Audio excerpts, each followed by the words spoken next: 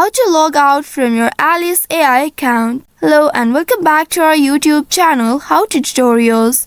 In today's video, I'm going to show you how you can log out of your Alice AI account. In order to log out from your Alice AI account, first of all, open any web browser on your device where you are logged into your account. In the browser interface, type in alice-ai.com and then press on enter to search for it in the search bar. Once after doing that, now you'll be taken to the official website of Alice AI. Once you reach to this page, if you are logged into your account, you will see your profile icon at the top right corner of your screen. Simply click on your profile icon at the top right and then a pop-up will appear. Here now you'll be able to see the option log out. Simply click on this log out option and then you will see you have been logged out from your account. Now in order to log in back to your account, you will need to click on the login button at the top right and use your Google account or any other account in order to log in to your Alice AI account. So by following these steps, you should be able to log out from your Alice AI account. I hope this tutorial was helpful.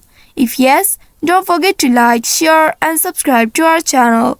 Also hit that bell icon to never miss any updates from us. Thank you for watching.